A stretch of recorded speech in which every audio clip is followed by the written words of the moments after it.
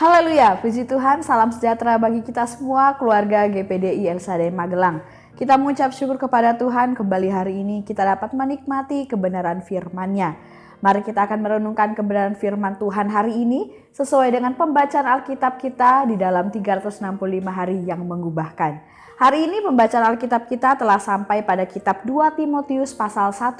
Dan kita akan membaca ayat 1 sampai ayat yang kedua. Sekali lagi 2 Timotius 1 ayat 1 sampai ayat 2. Demikian bunyi firman Tuhan. Dari Paulus, Rasul Kristus Yesus, oleh kehendak Allah untuk memberitakan janji tentang hidup dalam Kristus Yesus kepada Timotius, anakku yang kekasih. Kasih karunia, rahmat dan damai sejahtera dari Allah Bapa dan Kristus Yesus Tuhan kita menyertai engkau. Puji Tuhan. Bapak Ibu yang diberkati oleh Tuhan, renungan firman Tuhan hari ini saya berikan judul Kasih Bapa. Mari Bapak Ibu kita akan merenungkan kebenaran firman Tuhan ini bersama-sama, mempelajarinya juga tentunya dengan menggunakan OIA. Kita akan menerima berkat dan pesan Tuhan yang luar biasa dari renungan 79 kita hari ini. Kita akan mengobservasi terlebih dahulu ayat yang kita sudah baca dalam perikop ini. Sebagai penulis surat ini, yaitu Rasul Paulus, di sini Rasul Paulus menyebut dirinya sebagai rasul oleh kehendak Allah. Hanya atas perkenanan Allah saja dan hanya karena anugerahnya Allah saja, maka Rasul Paulus dapat menjadi seorang rasul. Dan untuk mengawali suratnya yang kedua ini kepada Timotius, pertama-tama Rasul Paulus menyampaikan salam kasihnya kepada Timotius. Ini yang kita baca di dalam ayat 1 sampai ayat 2 tadi. Nah, bagi Paulus, Timotius ini adalah anak rohani yang Paulus kasihi. Paulus sadar bahwa dia dipanggil dan dipilih Allah untuk menjadi seorang rasul atau pemberita Injil atas kehendak Allah, atas perkenanan Allah. Dan inilah yang kemudian memampukan Rasul Paulus untuk juga dapat mengucap syukur dalam pelayanannya. Terlebih lagi bersyukur kepada Allah karena Tuhan menyediakan dan Tuhan membawa Timotius ya untuk kemudian hadir bersama dengan Paulus, membantu Paulus, menemani Paulus dalam perjalanan pelayanannya. Paulus menuliskan salam ini khususnya kepada Timotius itu karena Paulus tahu bahwa pelayanan Timotius di Efesus itu tidak mudah. Dengan usia Timotius yang tergolong masih muda dan disertai juga dengan rumitnya persoalan dan tantangan yang begitu banyak dalam pelayanan Paulus, terlebih khusus dengan adanya guru-guru palsu yang menyusup di tengah-tengah jemaat Efesus di mana Timotius melayani saat itu, tentunya tidak mudah dalam menghadapi pelayanan ini. Oleh sebab itu Rasul Paulus sebelum dia memberikan nasihat-nasihat lebih lanjut kepada Timotius, Rasul Paulus juga menyampaikan salamnya kepada Timotius sebagai bentuk kasihnya, sebagai bentuk perhatiannya juga kepada Timotius ini.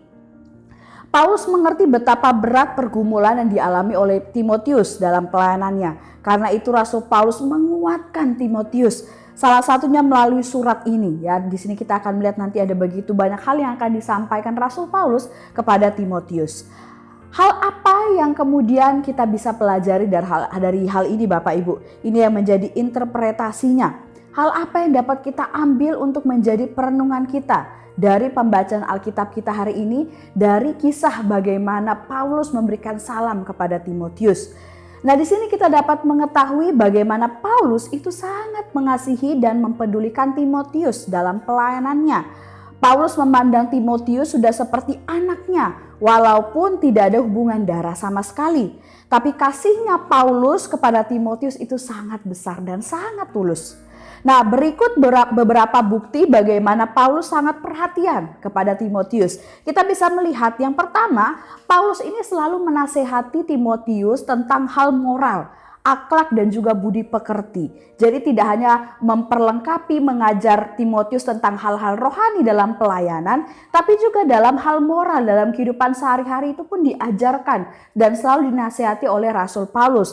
Di dalam 1 Timotius 5 ayat 1 sampai ayat 2 di sana ada pesan Rasul Paulus kepada Timotius yang mengatakan, "Janganlah engkau keras terhadap orang yang tua, melainkan tegurlah dia sebagai bapa. Tegurlah orang-orang muda sebagai saudaramu, perempuan-perempuan tua sebagai ibu, dan perempuan-perempuan muda sebagai adikmu dengan penuh kemurnian.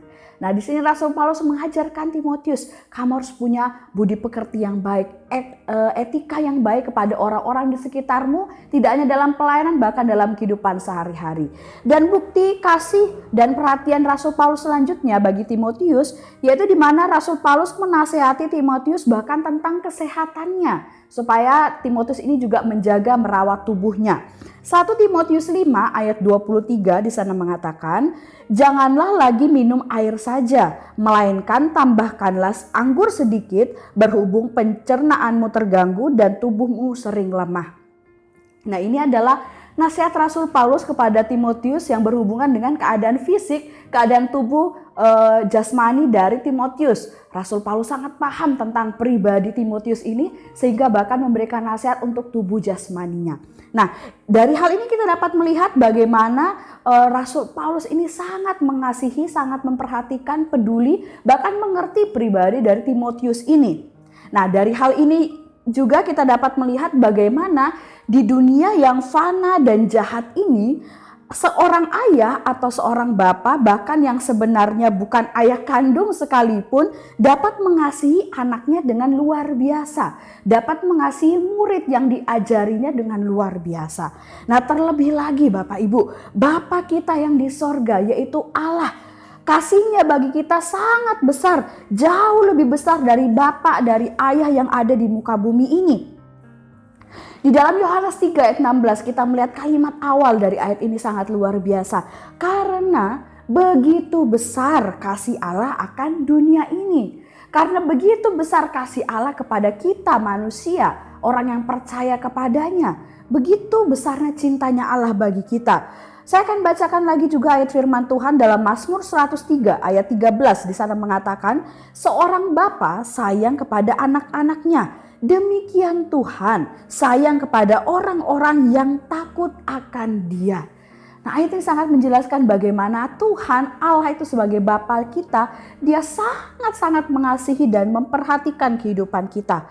Allah juga dapat sangat mempedulikan kehidupan kita, ya, memperhatikan kita, menjaga kita, merawat kita.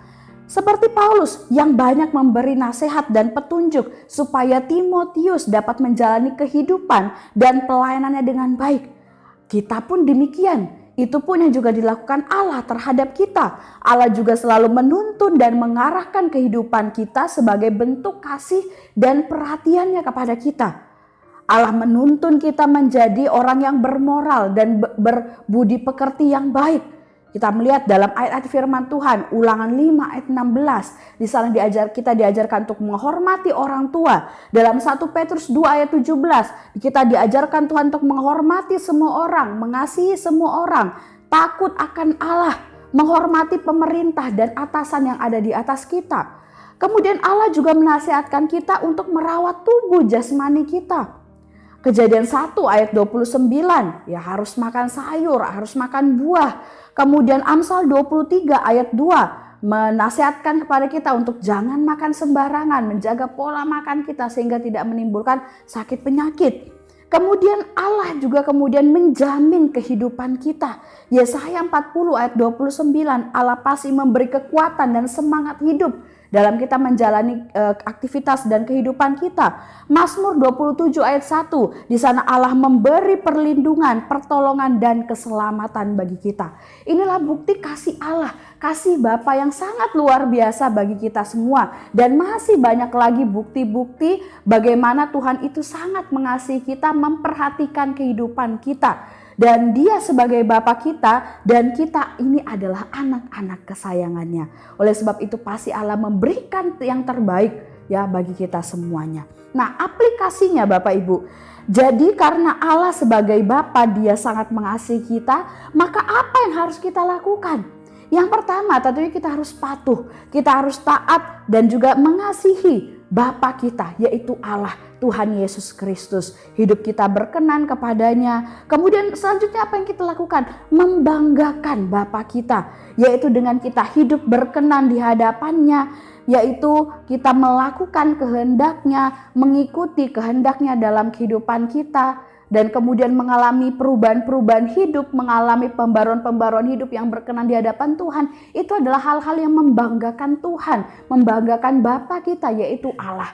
Oleh sebab itu mari kita mau menjadi anak-anak yang juga berbakti kepada Bapa. Ya karena Bapa pun sangat mengasihi kehidupan kita. Puji Tuhan, Tuhan Yesus memberkati kita semuanya dari ayat firman Tuhan dan renungan yang kita sudah pelajari bersama-sama. Terima kasih bagi Bapak Ibu yang telah mengikuti renungan 79. Kira dapat menjadi berkat kekuatan bagi kita semuanya. Bagi Bapak Ibu yang ingin didoakan untuk pokok doa tertentu atau ingin menceritakan kesaksian, baik mujizat kesembuhan, pemulihan masalah keluarga dan lain-lain, dapat disalurkan melalui chat WhatsApp di nomor 0813 2742 0088. Mari kita akan bersama mengakhiri renungan ini dengan berdoa. Kami mengucap syukur Tuhan buat kebenaran firman-Mu hari ini yang kembali mengingatkan kami bahwa kami punya Allah, punya Bapa yang sangat mengasihi kami, yang sangat memperhatikan dan mempedulikan hidup kami. Kami pun mau menjadi anak-anak kesayangan-Mu yang membanggakan Engkau, yang menyukakan hati-Mu ya Bapa. Terima kasih Tuhan, berkati setiap jemaat Tuhan yang ada di GPD LSAD Magelang. Biarlah hidup kami semakin hari kami semakin cinta Tuhan dan semakin setia melayani Tuhan. Kebajikan dan kemurahan belaka akan mengikuti keluarga GPD LSAD Magelang seumur hidup dan kami akan diam dalam rumah Tuhan sepanjang masa. Terima kasih Bapa, kami aminkan dan terima firman-Mu ini dengan penucapan syukur dalam nama Tuhan Yesus. Haleluya. Amin.